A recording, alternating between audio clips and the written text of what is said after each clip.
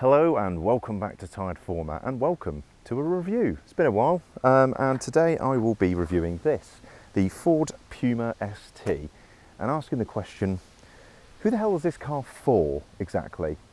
Right then, so let's just start with what is it? Well, the Ford Puma is based on the same chassis as the Ford Fiesta. There's also a few Mazdas and other Fords like the EcoSport that use this chassis. It's starting to come to the end of its life now. You'll know that they've cancelled the Fiesta, so you can't get a Fiesta ST anymore. This is your only option, although they are showing them on the Configurate online, I noticed.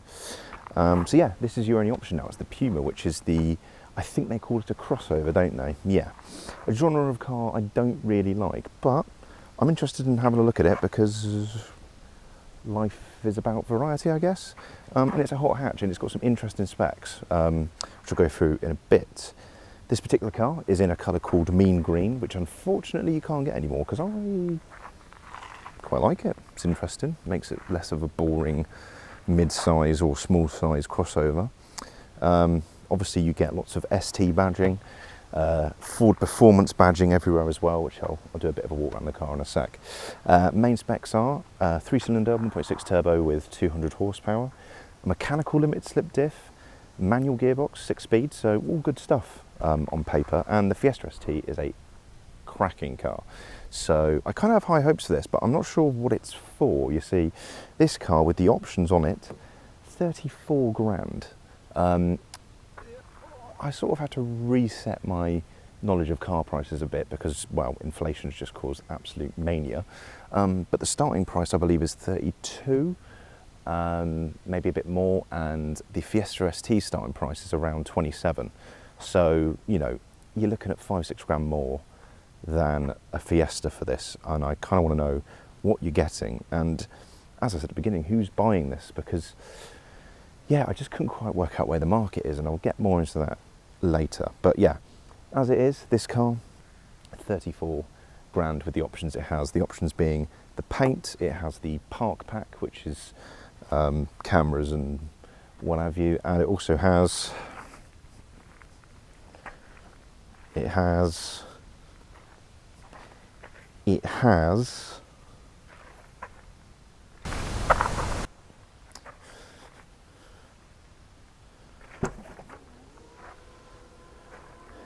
an easy to use automatic tailgate with a button to shut it.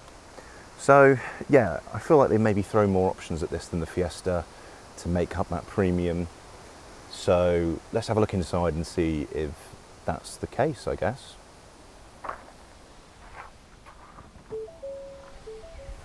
As I say, this colour Mean Green is unfortunately not an option anymore, which is a shame because I actually do quite like it. I think if you're going to have something like this, you may as well have it in a city colour, and it's got such a nice flake to it. Yeah, very bright, very bright.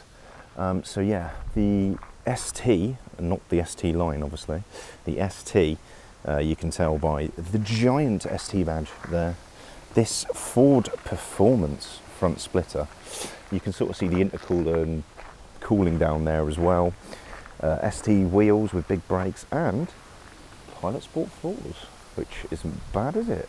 A bit more kit on it. I think the ST line comes with the same kit, but this one has Ford Performance written on some bits as well. Massive ST badge there, no mistaking it, especially in this ST only colour, which, as I say, you can't have anymore. So inside you've got more Ford Performance. Apparently this gear knob is particular to the ST. And then these amazing seats, which do look great. Alcantara in the middle with the stripe, leather bolsters. It's a good mix. It's got a lot of grip in there for spirited type driving, and also comfortable, which is nice. Back seats, not a lot of room. In here, it's sort of a bit cramped, I would say. I mean, I can't sit behind me. I am tall, but that's just, it's the sort of thing you should really know about. If I just open that like a normal human with a button. Boot, surprisingly tight, but they do have this parcel shelf which flaps its way up. They call it something ridiculous, like a dynamic or a smart parcel shelf. It's just a bit of cloth, does the job. One thing I do like though is this comes with the mega box, which is deep as hell, and it's waterproof with drainage holes, so you could in theory just fill it with ice and have a few beers in there if that's what you want to do. Not that I'm an alcoholic or anything. So yeah, moving around to the driver's side, much of the same obviously with the seat. I will say it's got electric lumbar support, which I really appreciate. Yeah, and they're super comfy. They're very tight and hugging, and getting in and out is a bit tight through the wheel. But yeah, ST steering wheel, S mode, and there's also a track only mode it says, but we'll get into that when I do a bit more of an interior walk around. So yeah, let's just have a quick look at that options list for this bad boy. So yeah, the car, so the list price of this is 32,410, 32 and a half. This has a £525 paint option. It also has the hands-free power tailgate for £400, and it has the driver assist pack with active braking, park assist and rear view camera. So yeah, you're looking at around 33,985 on the road price. Now, having said that, one thing I do know about Fords is they do a lot of deals, so I assume that that list price is not the price you'd actually pay for the thing. I know someone who's bought one of the gold editions of these, which is like a special run-out model, and they definitely did not pay that much for it. So yeah, that's something to bear in mind. But what I'll do now is I'll jump in the interior and we'll have a quick look around the infotainment system and all that stuff, because consumer advice and that. So, seating position inside the car, really nice. I'm a 6'4" guy with very long legs. Put that on my Tinder profile. And yeah, I'm super comfortable. As I say, this seat is very hugging, which is great for a performance derivative of a car. Ergonomically, really good. Buttons, super helpful. Not having everything on a touch screen these days is quite a rarity. Maybe that's a sign of the car sort of coming towards the end of its life a little bit. Hopefully they don't go too touchscreen mad on the newer cars. It doesn't look like they are. Yeah, so big chunky ST steering wheel, bit chunky for my liking, but a lot of people love a chunky wheel, so that's just my preference. Yeah, ST badge on the wheel, sport modes. We also have a track mode, which turns off traction control and lets you be a bit more playful. We've got climate control, but it's only single zone, I think. It says it has Apple CarPlay, but I've not been able to get that to work. I don't know why. The infotainment system in general is good, but could be better, I think. It's a bit laggy, slow to respond. If you don't drive the car for a few days and then...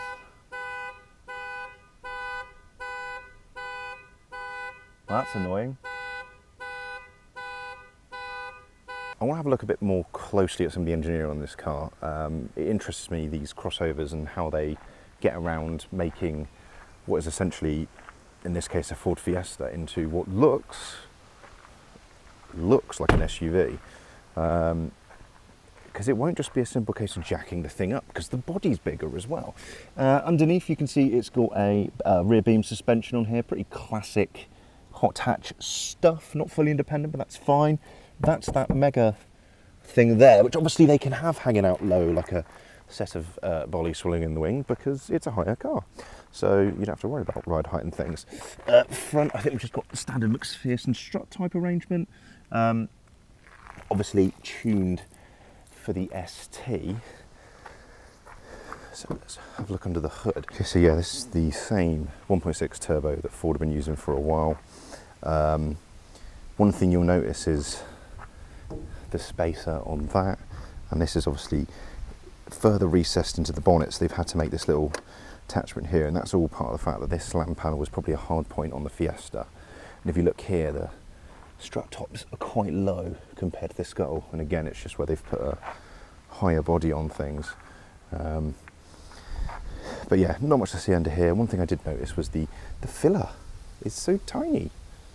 Dipstick there, bit of a jaggedy, janky cut out of here to make, you know, this fit, but it is what it is. Maybe later on in life they had to move around. Looks like a injector rail or something, but yeah.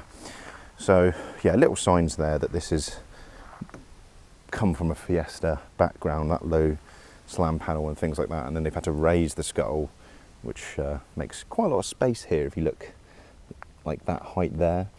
But that's just part and parcel of these cars, really. They are re-engineered little hatchbacks, which are not all bad. They have their advantages. So yeah, let's get inside it, and we'll go on a little drive, and I'll talk more about what it's like, not just to drive, but using the infotainment system and living with the thing, because I've had this about a week now, so I've got to know it quite well. It's become my daily driver, and yeah, I can give you all the good and the bad. Apologies if there's a bit of noise on this, it's the aircon, because it's a blimmin' hot day. I think it's the hottest day we've had this year so far, so forgive me. So,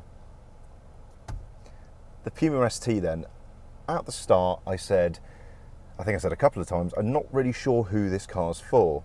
You see, it's based on a Fiesta, but it's the small crossover version of the Fiesta, which makes sense from a sales point of view.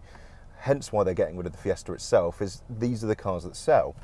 And they tend to be driven by people who maybe not that into cars per se. They just want a nice, comfortable, slightly bigger than a hatchback car, a little bit of extra practicality, maybe the high ground clearance is nice on our roads as well. So it doesn't make sense to me as to why they've made a sporty one, unless they think that that crowd, there are some people who want a bit of a specialist hot hatch, because the ST is a bit of a specialist brand, as it were. Fiesta ST, Focus ST, whatever. They've always appealed to enthusiasts because they have really good chassis, compromised in a lot of ways, but really good to drive, and that's kind of what the people who bought them cared about. So putting it into the Puma, which is a compromised Fiesta, let's put it that way, in order to, you know, be higher up, more room, it's heavier, all these different things.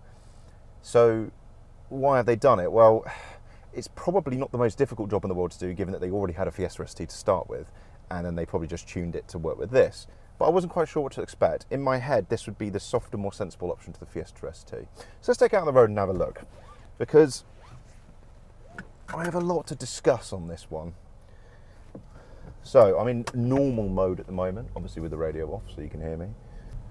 So first impressions, basically we've got a really nice clutch pedal, really nice precise gear lever, a bit of a longer throw than I'm used to, but still pretty short throw, let's put it that way.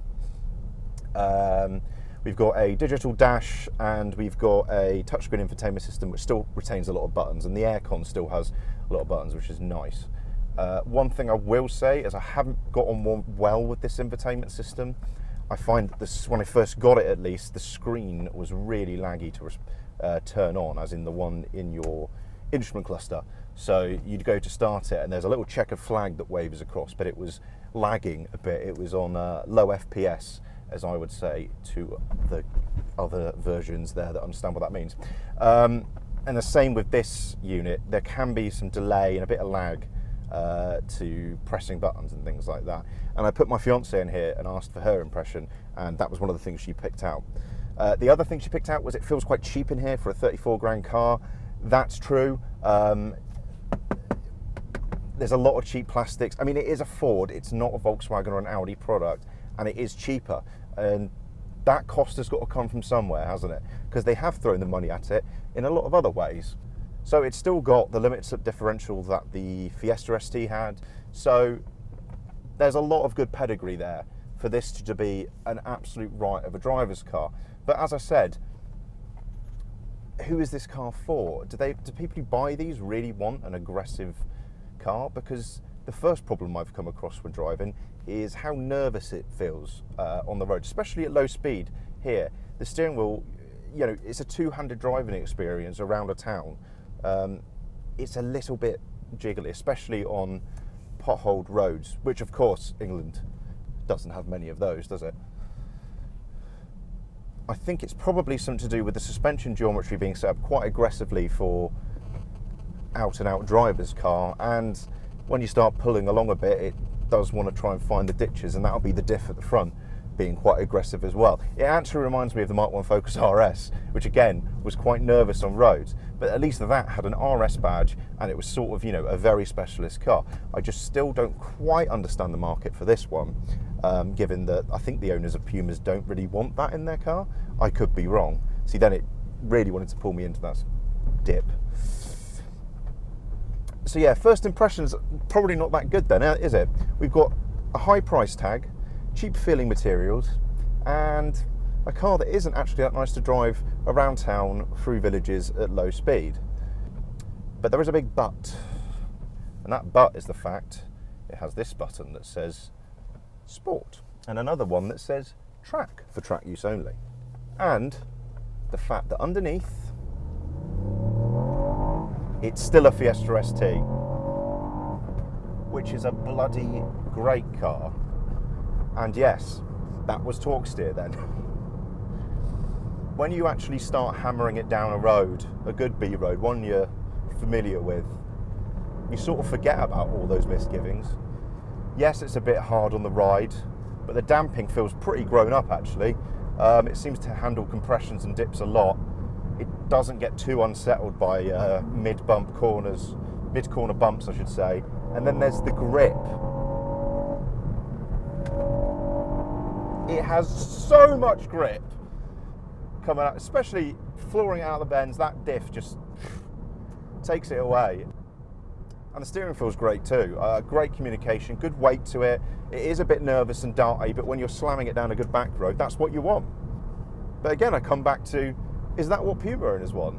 Or have they just put this in the lineup to satisfy those of us who did buy a Fiesta ST? Yeah, I mentioned about price before.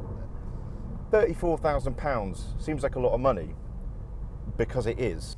I had to recalculate my head a little bit when it comes to modern car prices, just because inflation and chip shortages and all those other buzzwords that have caused things to go up 10 grand. So I went on Auto Trader. I put in a top price of 35 grand for a brand new car with a manual gearbox and 200 horsepower. Would you like to know how many other cars there were? One, the Hyundai i20N. The only other cars I could find there were actually a few Focus STs that obviously had dealers chonking the price out of them to try and get rid of some stock or something. But other than that, this and the i20N are, as far as I'm concerned, the only two in that market. And if we talk about crossovers, yeah, there's a lot of crossovers in the market. But if you want a crossover that's fun to drive, I think this is the only one. So what Ford have done, if they've created a niche within a niche. Again, it doesn't seem like a sensible idea from them, but I'm kind of glad they did. Because if we're all going to be driving bloody crossovers and electric things and all that stuff that doesn't really make enthusiasts like me and you excited, well, then at least there's some fun ones about. So how does it compare to the Hyundai i20N? This car's biggest problem, I would say, other than the Fiesta ST, although that's now pretty much gone, the car's biggest problem is the fact that the i20N exists. Similar power figures, manual gearbox, limited set differential, all the ingredients are there. What I'll say to this car's credit though, is although I've been saying it feels cheap inside, the Hyundai does feel a bit cheaper. I took one out, and I'll probably put the video up soon, of the SMMT test day. So it was a bit of a biased test, but we went round the Alpine course on it, and I loved it. I thought it was a great little car, but it was very echoey inside and a bit plasticky. I preferred the infotainment in it, and I prefer the fact that it's a hatchback and not a needless crossover. But if you want a Hyundai i20N, but you maybe want a slightly bigger car with a bit more quality to it, I think this is it. And again, like I said earlier, Ford, they're good at rolling out the deals. Oh yeah, a bit of torque still there. So yeah, see that little dartiness of it. It does want to find the camber of the road a bit. What the cyclist? Which can be a bit disconcerting, but it is still fun. I can't deny it. It's still a Fiesta ST underneath. And I know I keep mentioning the bloody Fiesta, but it's a Fiesta underneath. Don't forget it. That's not a bad thing. The Fiesta's a fantastic car. And I'm sure the Puma in a normal disguise is a great car for the people who buy them. Of course, in their attempts to make it a more premium feeling car than the Fiesta, they have thrown a lot of the toys at it. So as I say, it has got the options of the collision assist and things like that, but as standard, non-option things, I've got a heated steering wheel, heated seats, heated windscreen, the Bluetooth on there, apparently Apple CarPlay, although I can't get it to work, auto headlights, auto wipers, cruise control, voice activation thing with the Sync 3. And although I was moaning this being a bit laggy, it's actually a really nice system. I do like the layout of it, and I do like the colours. They're very unoffensive, and it's not trying to be anything it's not. It's quite a nice crisp display as well. So although it can be laggy at times, it isn't a bad system per se. These seats are so good though. I absolutely love these seats. I would have these as an office chair any day of the week. It does make entry a bit difficult due to the position of the wheel and the seats and everything in here, but who cares really? If you're a top hat enthusiast, this is the car for you, because wow, there's a lot of room. They've sculpted out these roofs, but in a bit of a weird position for me, because it's like you'd have to have really little legs and a long body. Like maybe they think orangutans are going to drive it or something, because you need short legs and a really tall body. But no, I'm glad they did. It might be for entry and exit actually. Having said that, I haven't hit my head on this, and I do hit my head on a lot of cars getting in and out, especially ones I haven't driven much before.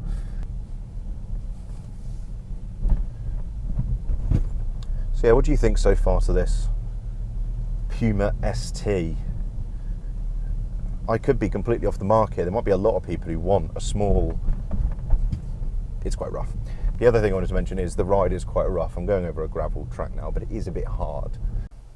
Let's go back outside, have a little walk around at the looks of the thing, and then I'll do a summary set on the expensive tailgate option, shall I? So then, I started this review with... Oh, I've got that on me.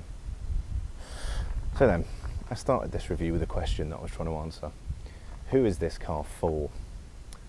I still don't know, I'll be honest with you. But should that really matter? Well, if Ford have made it, they obviously think there's a market for it, and everyone seems to be loving these little crossover things at the moment. Why I may not understand it, that's not for me to decide. It's the market that's decided, and that's why Ford have gone with this. I have to say, they've been really ballsy with it. They've kept the really racy feel of the Fiesta ST. They haven't been tempted to dumb it down at all. In fact, this car is a bit compromised because of it. So for that, I must applaud it. And it's still fundamentally a hot hatch. It does all the practical stuff that you need and still can set your ass on fire on the right road. So how do I sum this up as a score or a would you buy one? One thing I have learned about this car is whoever it's for, it's probably not me, so I'm not really qualified to make that decision. But what I will say about the stuff I do enjoy, i.e. the engineering, the driving it, and all that stuff, they've done a top job. I mean, there's a reason the Puma is one of the top selling mini SUVs in the country all the time since it's come out. The ST doesn't make that worse, it just makes it a bit more enthusiast focused. Compromised, sure, but there we are. Unfortunately, I can't really rate it above the Fiesta ST. The Fiesta ST was always designed to have that body, that drivetrain, that drive. This has sort of been adapted from the Fiesta to make it into this, so it was always going to be compromised in that respect. But I have some consumer advice for you. If you want a small hot hatchback, and your only option out there at the moment is the i20N, but it's a bit cheap feeling, maybe a bit too small, Ford have an answer for you. So yeah, that's it, ladies and gentlemen. It appears this at the moment is the future of this small hot hatch. Let me know down in the comments what you think. Please do like, subscribe, comment, all those things really help me out. I'm still a small channel. I'm really thankful to Ford for sending me this press car. It's been great having a car for a week to do a proper review on. So yeah, got a big shout out to Ford for that.